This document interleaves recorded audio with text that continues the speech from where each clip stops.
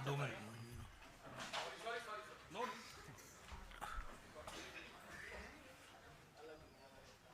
Cricket की commentary बाद में।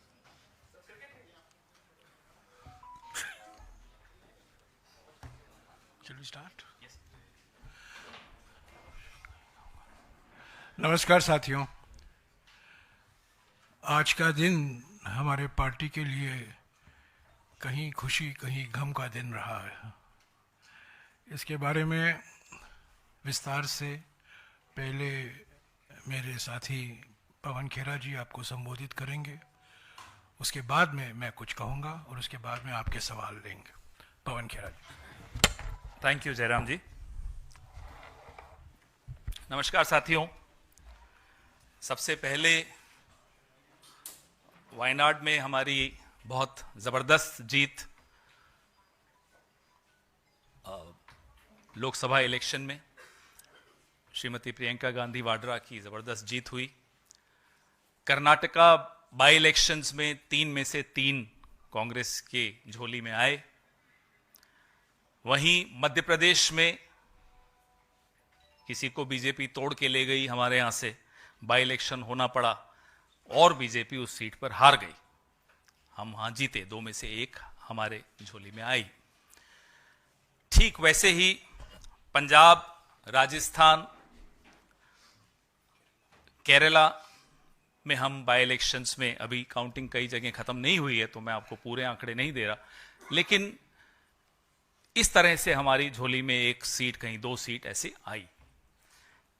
झारखंड में जहां एक प्रयोगशाला बनाने की कोशिश आरएसएस और भारतीय जनता पार्टी ने आदिवासी इलाकों में की, हेमंता बिस्वा शर्मा उनके पोस्टर बॉय बने। पोस्टर बॉय ने वहां कोई कसर नहीं छोड़ी, वहां एक ऐसी लैबोरेटरी बनाने की कोशिश की और उनको लगा कि वो सफल होंगे। जहां Yogi Adityanath ji poster boy number 2 बनकर आए और ऐसे ऐसे नारे नंबर 2 बनकर आए और ऐसे ऐसे नारे झारखंड में दिए और ऐसे मंदबुद्धि तरीके से वो कैंपेन चलाया गया कि अपनी ही सरकार, अपनी ही केंद्र सरकार के विरोध में नारे दिए गए कि साहब घुसपैठिए घुस गए, 10 साल से आप सरकार में हैं, झारखंड का तो किसी और देश से बॉर्डर भी नहीं है, लेकिन घुसपैठिए आ गए। तो क्या आदित्यनाथ जी राजनाथ जी के खिलाफ षड्यंत्र रच रहे थे, अमित शाह के खिलाफ षड्यंत्र रच रहे थे? आजकल सुना है आपस में सबकी बड़ी तनी हुई है। कौन क्या कर रहा था नहीं मालूम, झारखंड के लोगों ने इस तरह की राजनीति को सिरे से ठुकराया और एक काम करने वाली सरकार को फिर से जिताया, अच्छे बहुमत से जिताया। आप में से कई साथी बड़े चिंतित थे, साहब कांग्रेस तो सिंगल डिजिट में रहेगी, ये नहीं हो रहा, वो नहीं हो रहा, और चिंता आपकी मैं समझ सकता हूं। कांग्रेस ने अपनी परफॉर्मेंस वहां बहुत अच्छी तरह से आपके सामने रखी, आपको दिखी। झारखंड में जीत तो अपने आप में खुशी देती है, लेकिन झारखंड में इस तरह की राजनीति हारी, इस बात की खुशी और ज्यादा बढ़ जाती है, जिस राजनीति का अभी मैं आपको जिक्र कर रहा था। अब आते हैं हम महाराष्ट्र पे, क्योंकि आप लोग झारखंड कम दिखा रहे हो आज टीवी पे, मैं देख रहा था सुबह से, पता नहीं क्यों, जैसे झारखंड मणिपुर की तरह हिंदुस्तान से बाहर चला गया हो, इसलिए झारखंड पे थोड़ा ज्यादा बोलना चाह रहा था मैं। महाराष्ट्र में जो पैटर्न पिछले कुछ सालों से हमें देखने को मिल रहा है, वो पैटर्न फिर से वहां भी दोहराया गया। आपको मैं एक आंकड़ा देता हूं, चौंकाने वाला आंकड़ा है। जिस महाराष्ट्र में लोकसभा इलेक्शन, जो कि मोदी जी के नाम पर लड़ा जाने वाला इलेक्शन था, उस महाराष्ट्र ने बीजेपी को हराया था वो इलेक्शन, मतलब मोदी जी को प्रधानमंत्री नहीं बनने देना चाहता था वो राज्य। वही राज्य उसी बीजेपी को 4 महीने 5 महीने के भीतर 148 सीटों में से 132 सीटें दे देता है।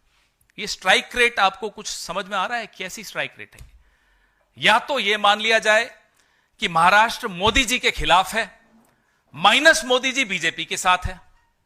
क्या ये मानेंगे? हरियाणा में भी यही पैटर्न था। जिस हरियाणा ने लोकसभा में मोदी जी को हराया, वो हरियाणा बीजेपी में विधानसभा में जिता देता है बीजेपी को।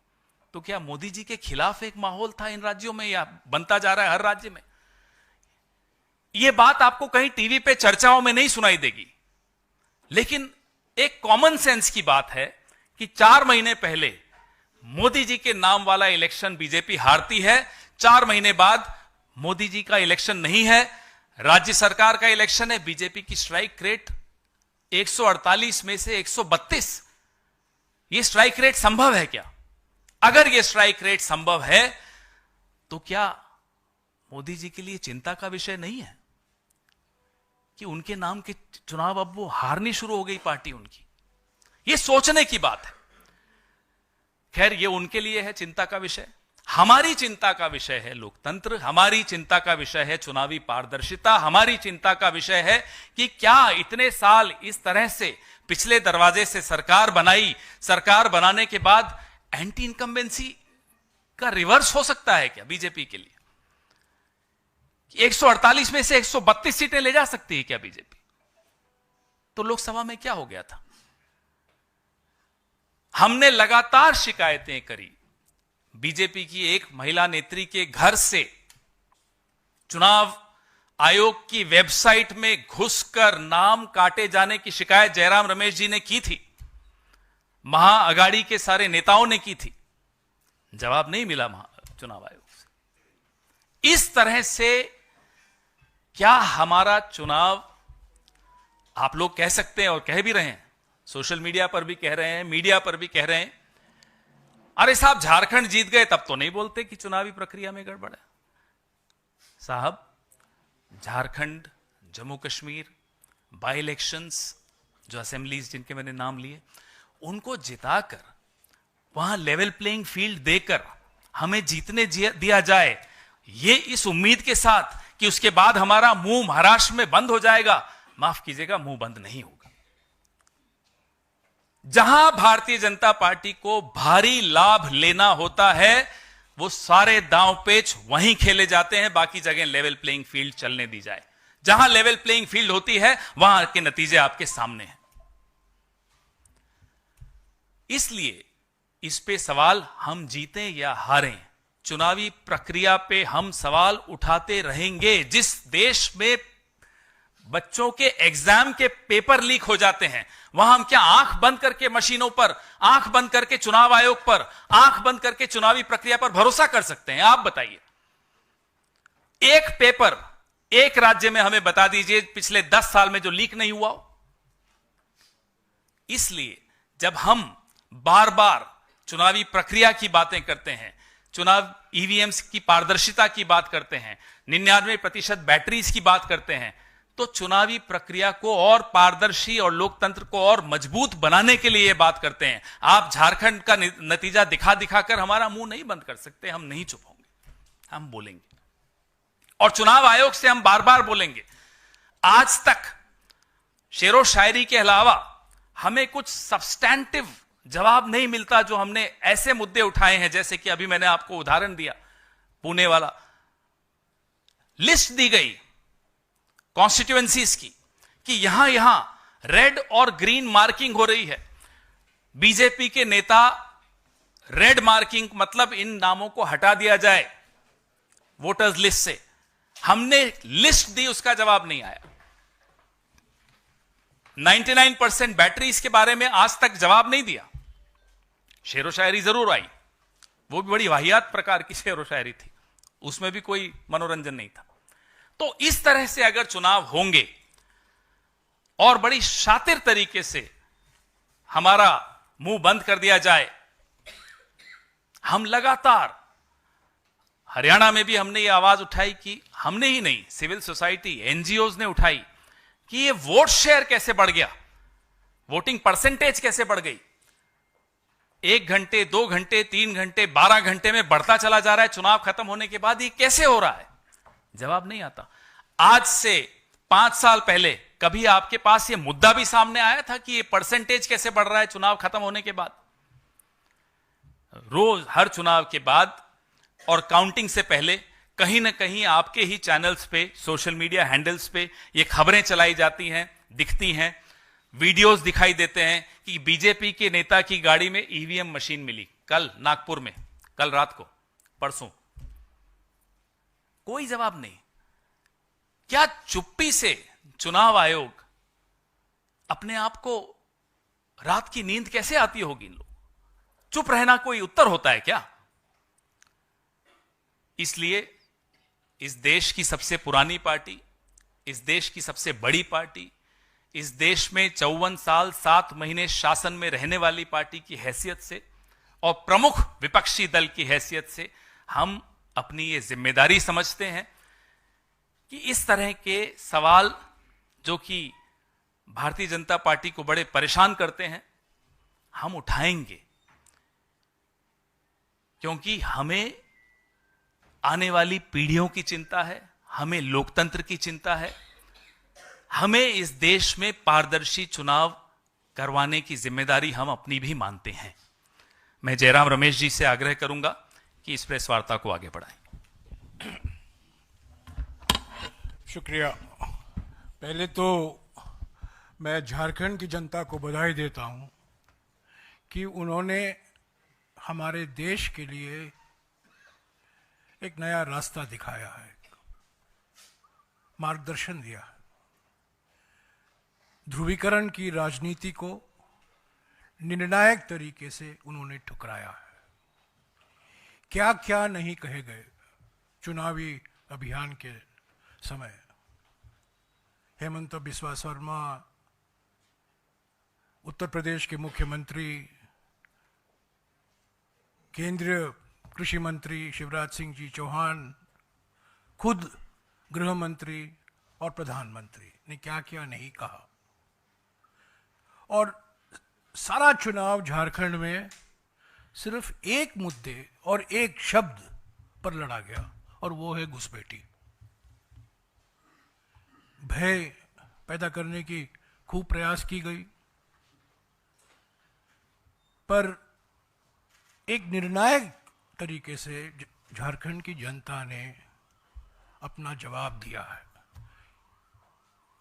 हम जनता को बधाई देते हैं, और मैं समझता हूं ये सारे देश के लिए एक सकारात्मक संदेश मिलता है कि ध्रुवीकरण की राजनीति को हराया जा सकता है, और हम हराकर ही रहेंगे।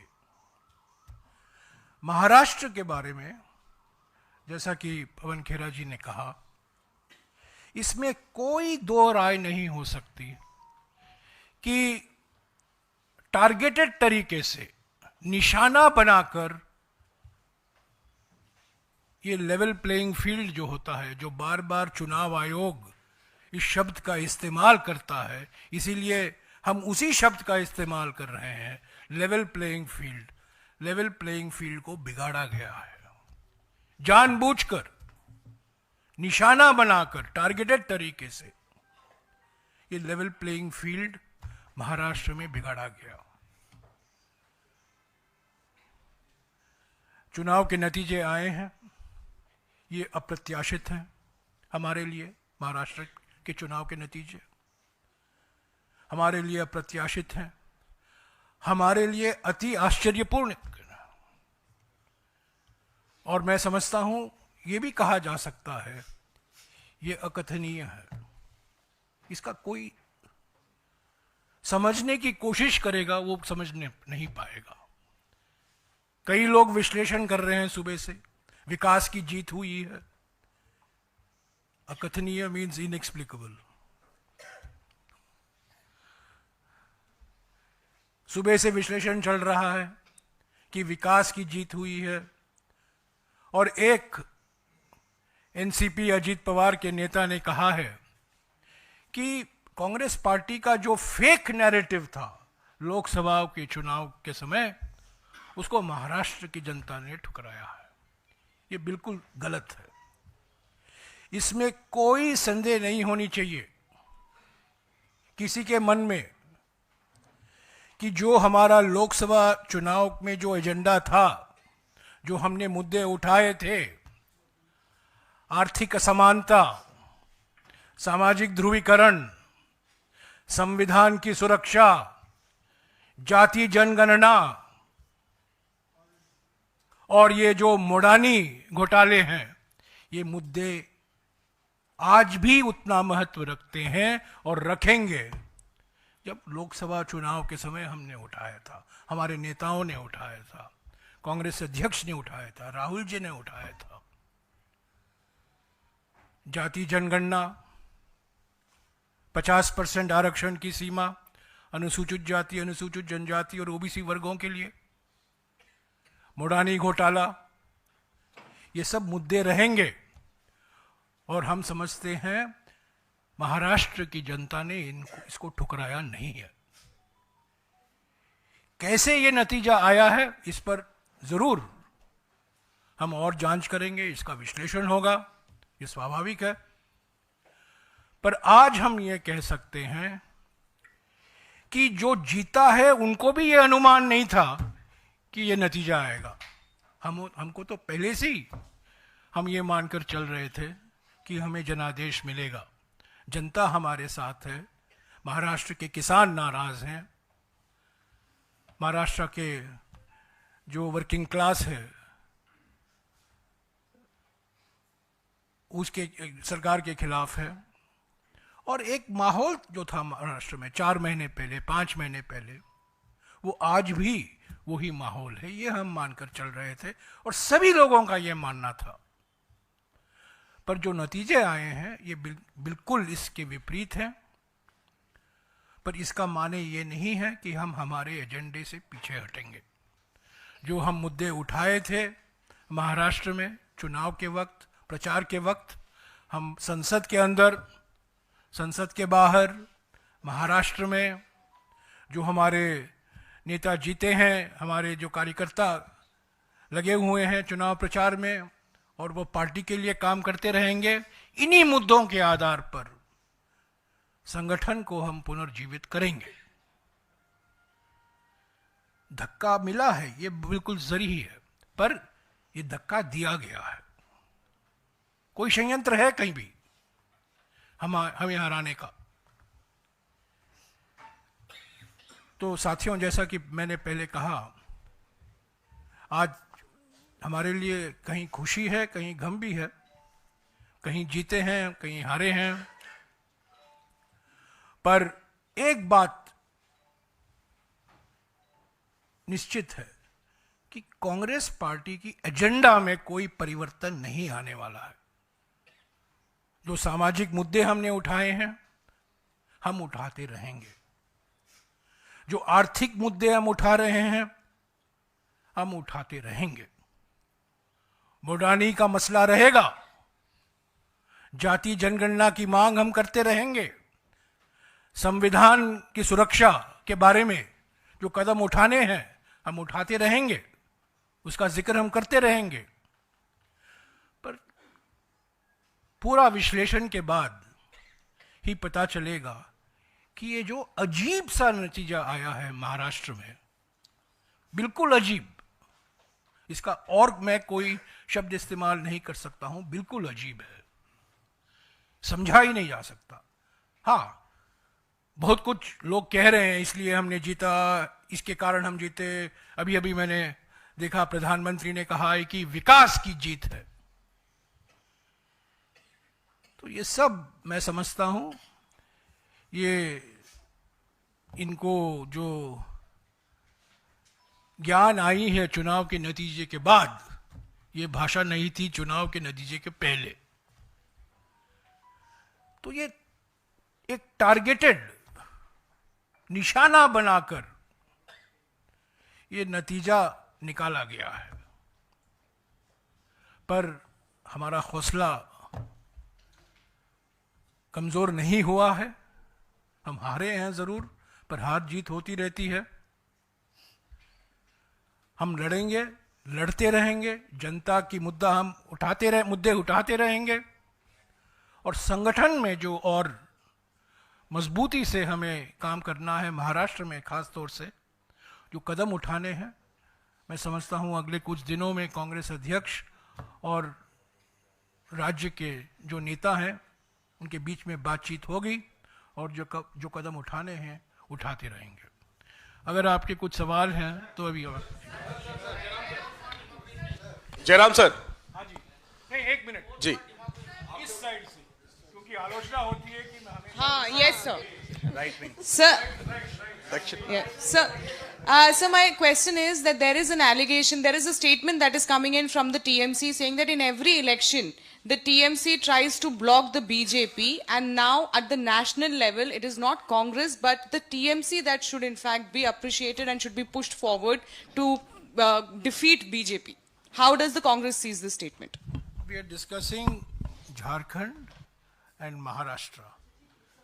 To the best of my knowledge, TMC is not a player in either of these two states. But they should be the player now is what the... We are discussing, I don't want to discuss issues that are not of great relevance to the issue that we are discussing, which is the election results. अच्छा जयराम जी, अभी आप लोगों ने कहा कि झारखंड में ध्रुवीकरण की राजनीति हारी है, लेकिन महाराष्ट्र में फडणवीस भी यही बात कह रहे हैं कि वहां कांग्रेस ध्रुवीकरण की राजनीति कर रही थी और वहां वो इसलिए हारी है। कौन कर रहा था? थोड़ा कंफ्यूजन है। नहीं, अब मुझे नहीं लगता देश में किसी को भी ऐसा कोई कंफ्यूजन है कि ध्रुवीकरण की राजनीति कौन करता है। 75-76 साल में अगर 54 साल 7 महीने हम सरकार में रहे हैं तो कम से कम इतना तो समझ लीजिए कि ध्रुवीकरण करके तो नहीं रहे होंगे। सबका वोट मिलता है तभी हम जीते। और जैसा कि जयराम जी ने कहा, हमारा जो समावेशी जो हमारी विचारधारा है और समावेशी नीतियां हैं, उससे कतई कोई समझौता नहीं होगा। वैसे मैं आपको बता दूं कि धारावी में कांग्रेस 24,000 वोटों से जीती है। अगर किसी को बहुत खुशी हो रही होगी कि हमारा धारावी का प्रोजेक्ट हो जाएगा अब तो मैं बता दूं धारावी के लोगों ने बड़ा अच्छी तरह से जवाब दे दिया। सर अब पूछ लो। मैं ये भी कहूंगा कि अगर जातिगत जनगणना की मांग को ध्रुवीकरण के साथ जोड़ा जाता है, ये उनकी मानसिकता दर्शाता है। जब हम ध्रुवीकरण की बात करते हैं, ज़्यादातर हम धर्म के आधार पर जो समाज को बांटा जा रहा है, ध्रुवीकरण करने की प्रयास की जा रही है धर्म के आधार पर। और जो आलोचना की जा रही है कि जब हमारे नेता, खास तौर से राहुल जी, कांग्रेस अध्यक्ष जी, जाति जनगणना की बात उठाते हैं, वो समाज का ध्रुवीकरण कर रहे हैं, मैं नहीं समझता हूँ ये सही है। ये मैं समझता हूँ संविधान का अपमान है, संविधान के निर्माता बाबा साहब अंबेडकर जी का अपमान है कि जाति का जनगणना की मांग को ध्रुवीकरण से जोड़ा जा रहा है। सर अब पूछ लो। सर जयराम सर इधर से भी। एक मिनट आना, धीरे धीरे वहां, धीरे धीरे लेफ्ट वर्ड, राइट से centre. You have, attacked no less than the Election Commission on electoral rolls. You have said various other acts of omission and commission on the Election Commission. Who stopped you from raising these issues, taking it up if the referee was not fair?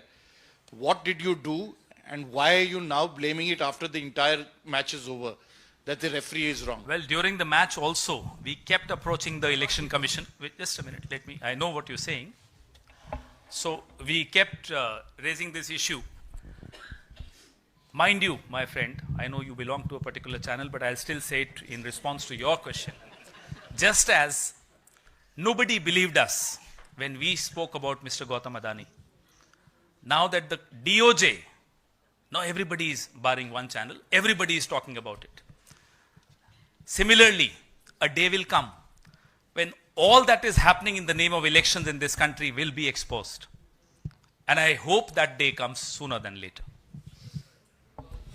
यही सवाल था। We made numerous complaints to the Election Commission during the campaign. Okay? So it's not true to say that we did not approach the Election Commission. But I think, this word that I keep hearing, that the BJP won Maharashtra because of micromanagement. This word micromanagement is a euphemism. it's a nice way of saying ground level manipulation. Micromanagement is equal to ground level manipulation. And this is exactly what has happened. Targeted. Each one of our leaders has been targeted. People who have been winning election after election after election, against whom there has not been any question mark. Models of integrity, models of efficiency, people who have been senior ministers, former chief minister. It's a targeted manipulation. So this micromanagement, you can say it's micromanagement, but at the ground level what is happening, and the administration is theirs. The administrative machinery is controlled by them, by the BJP in Maharashtra. And the BJP stakes in Maharashtra are the maximum. There is no state in India where the stakes of the BJP is as much as it is in Maharashtra. Not only the stake of the BJP, but also the stake of the BJP and the PM's favorite business group. कहने का मतलब ये है, हिंदी में भी बता दूं, कि जो नगर सेठ हैं उनके भी सबसे ज्यादा इंटरेस्ट मुंबई में ही है। पवन जी, मेरा भी सवाल वही था कि ये पब्लिक मैंडेट नहीं, अगर मैनिपुलेटेड मैंडेट है महाराष्ट्र के संदर्भ में और ज्यूरी कॉम्प्रोमाइज्ड है, और इसको कुछ लोग थ्योरी ऑफ लिमिटेड डेमोक्रेसी भी कह रहे हैं, तो कब तक जो विपक्षी पार्टियां हैं चुनाव के परिणाम के बाद इसका विश्लेषण करेंगी? क्या वक्त आ गया है कि विपक्षी पार्टियां अक्रॉस द प्लेटफॉर्म ये तय करे कि अगर ये फ्लॉड सिस्टम है तो इसमें पार्टिसिपेट ही नहीं करना है? आपका सुझाव अच्छा है, चर्चा करेंगे इस सुझाव पर। सर जयराम सर इधर से मौका दे दीजिए।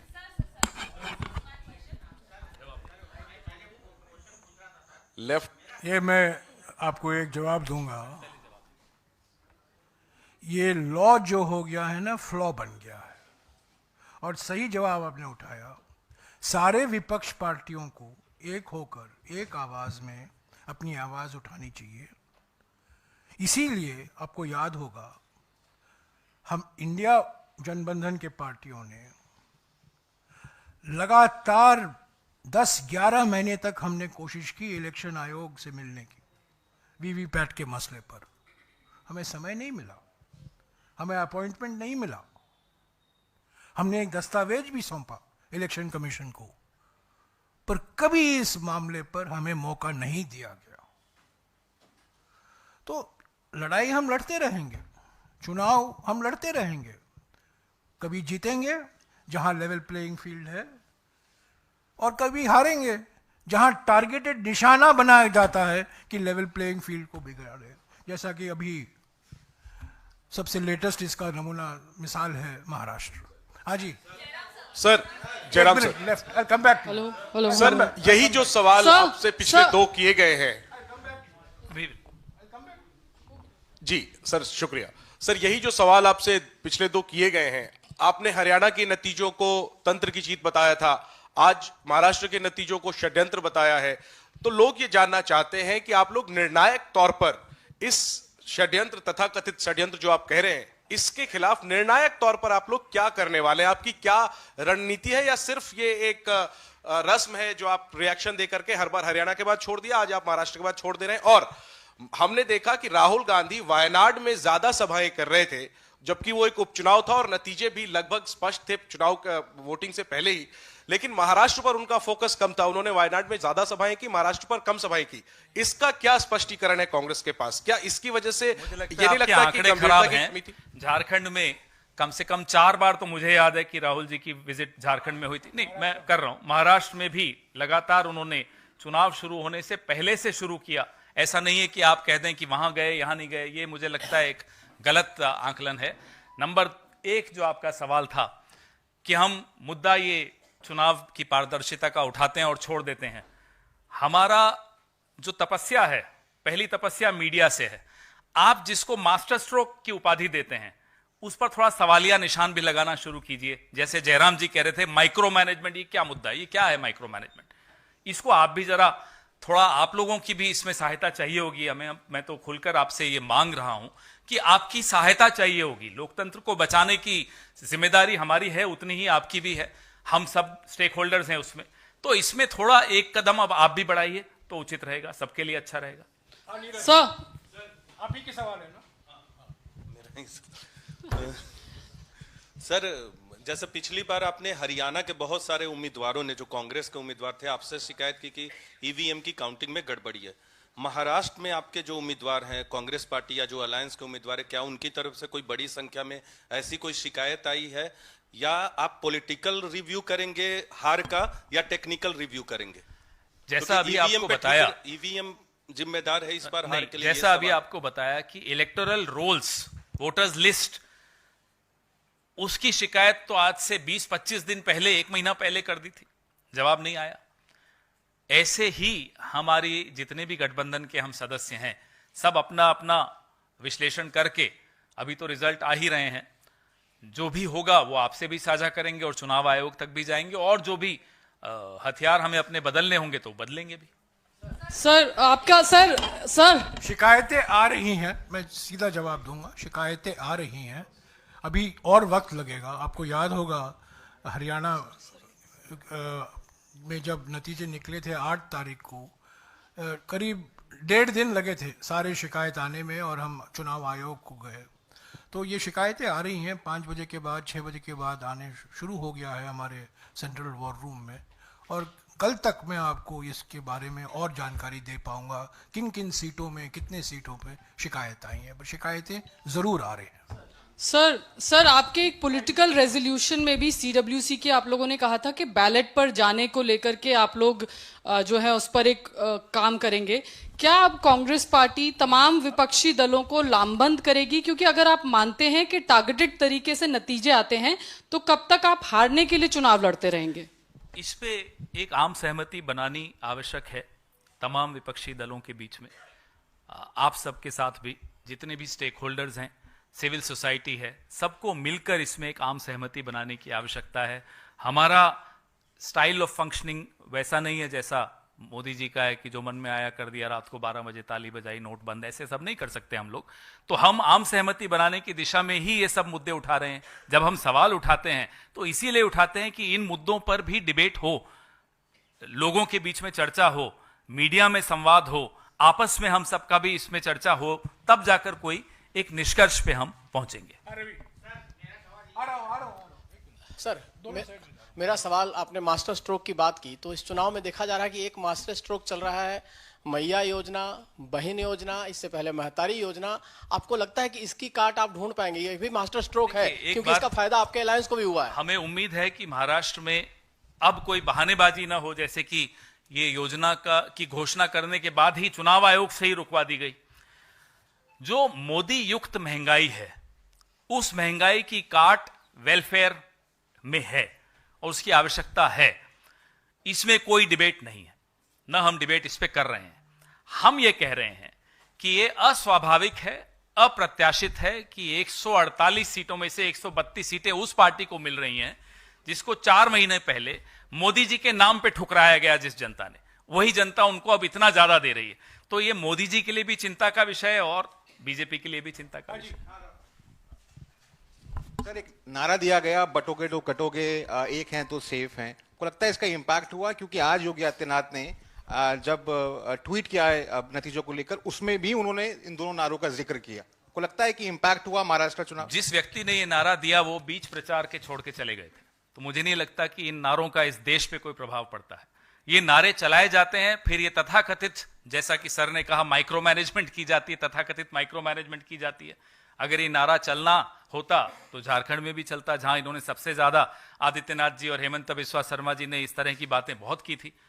तो ये मैं नहीं मानता, और हम सबको इस देश की आत्मा पर भरोसा है कि इस देश की आत्मा इस तरह से बांटी नहीं जा सकती। रिपोर्ट आई 79 सीट्स में घपला किया गया था, वोट फॉर डेमोक्रेसी। फिर अभी हरियाणा और जम्मू कश्मीर के इलेक्शन पर भी उनकी रिपोर्ट आई, उसके बाद एडीआर की भी रिपोर्ट आई थी।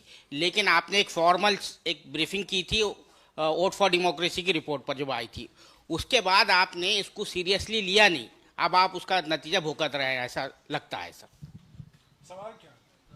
सवाल यही है कि वो रिपोर्ट को जो है आपने सीरियसली लिया नहीं, जो इलेक्शन कमीशन के बारे में जो कहा कि भाई ट्रांसपेरेंसी नहीं है, सब गड़बड़ जो किया है, वो जो सीटें हैं 79 सीट्स वगैरह का जो था मामला। नहीं, तो आपकी ऑब्जर्वेशन है, इसमें सवाल अभी भी मेरी नहीं मिला। ऑब्जर्वेशन नहीं है, मैं ये कह रहा हूं कि पार्टी की तरफ से जब आप आज ये अगर हम करें, बार बार शिकायत ये कर मुद्दा रहे उठा रहे हैं, जी, चुनाव के पहले भी उठा रहे हैं, लगातार चुनाव आयोग में भी जा रहे हैं, लगातार आपसे भी इस तरह की बातें चर्चाएं कर रहे हैं, तो इसीलिए कर रहे हैं कि इस पे एक आम सहमति बनाई जा सके, एक प्रेशर सरकार पर आ सके, चुनाव आयोग पर आ सके, सोता हुआ जमीर उनका जाग सके। Sir, some of your Maharashtra Congress leaders have also expressed a concern that... एक मिनट। जब मैंने कहा कि जो हम मुद्दे उठा रहे हैं, हम उठाते रहेंगे, उसमें मैं मणिपुर भी जोड़ना चाहता हूं। मैंने कहा जाति जनगणना, संविधान की सुरक्षा, 50% आरक्षण की सीमा, मोदानी, मणिपुर भी एक बहुत गंभीर मुद्दा है जो महाराष्ट्र के नतीजे से अचानक उड़ नहीं गया, कहीं बाहर निकल नहीं गया है। तो ये मानना कि जो मुद्दे हम उठाए थे महाराष्ट्र के चुनाव के वक्त, अभियान के वक्त, वो मुद्दे अभी नहीं रहेंगे, ये बिल्कुल गलत फहमी में किसी को नहीं रहना चाहिए। ये मुद्दे हैं और ये मुद्दे रहेंगे। Sir, a concern is being raised that during the seat sharing formula when it was getting decided, the Uddhav Thackeray-led Shiv Sena was quite aggressive about it, and they have got those particular seats where the Congress party was having a stronghold. Do you also believe that there were some mistakes which have happened at that point of time, and that is one of the reason why the Congress party is not being able to perform well? See, I don't believe in instant analysis, okay? Only coffee can be instant, and analysis cannot be instant. So everybody has theories. I'm sure when the state level leaders will speak to the Congress President this afternoon had a word with the General Secretary concerned of Maharashtra, Mr. Ramesh Chanitala, and I'm sure in the next 24 hours, 36 hours, there will be a meeting where all these issues will be discussed. But you know, it's very easy to be wise after the event.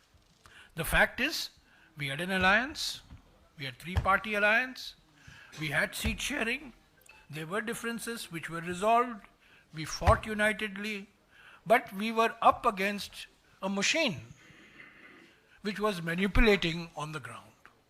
We were up against a machine that had targeted, deliberately targeted, seat after seat after seat.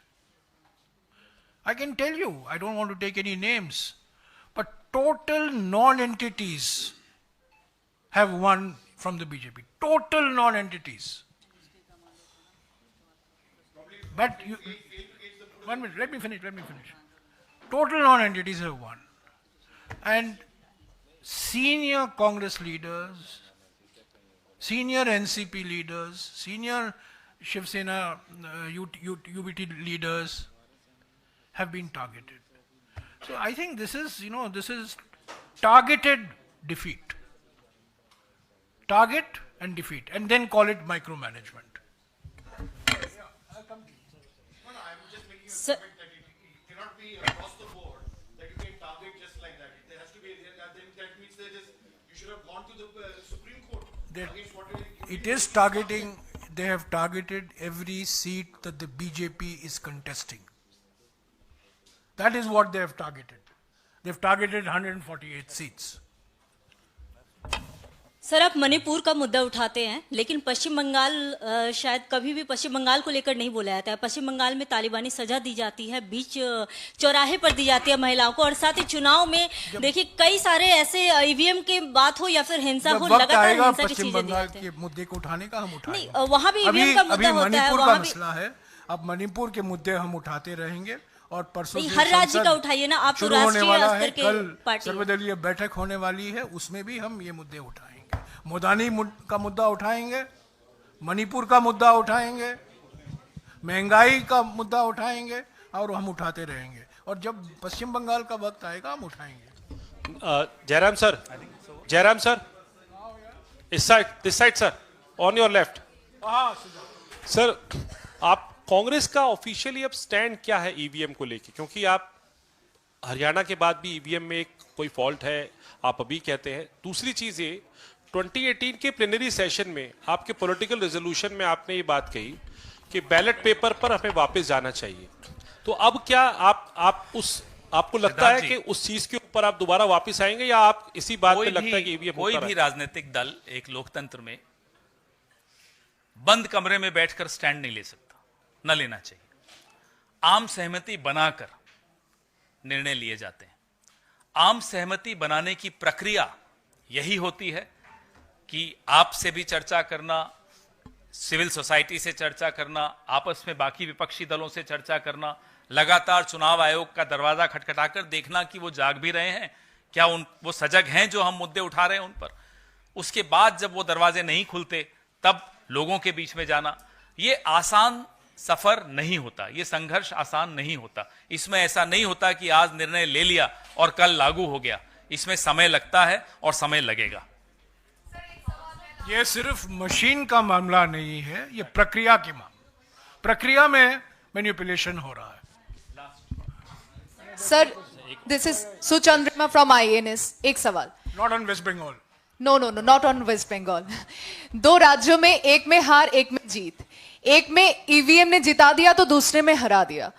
तो गठबंधन एक जगह जीत गई, दूसरी जगह क्यों हार गई? तो आपसी ये जो निजी सीट शेयरिंग को लेके प्रॉब्लम थी, ये अगर सुलझा लेती तो कांग्रेस ने हरियाणा से क्यों सीख नहीं ली? जवाब दिया पहले। मैंने अपने ओपनिंग रिमार्क्स में भी कहा कि यही आर्गुमेंट इस्तेमाल की जाती है भाजपा द्वारा। अरे आप झारखंड में जीत गए फिर भी बोल रहे हैं चुनावी प्रक्रिया पर। जी हां, फिर भी बोल रहे हैं, झारखंड में जीतने के बाद भी बोल रहे हैं। जहां लेवल प्लेइंग फील्ड हमें मिलती है वहां हम जीत के दिखाते हैं।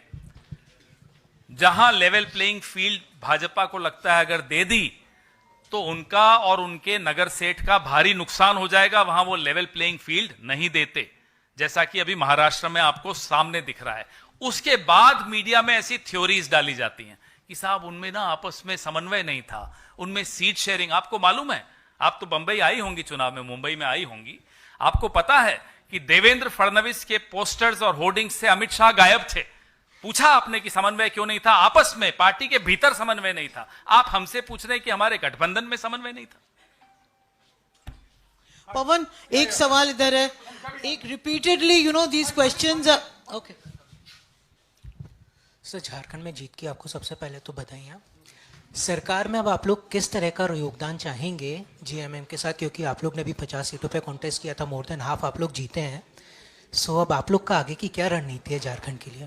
सर, ये गठबंधन होता है और गठबंधन का एक धर्म होता है। गठबंधन के धर्म में जो भी दोनों पार्टी आपस में तय करती हैं, दो नहीं वहां और भी हैं हमारे गठबंधन के सदस्य, वही होगा।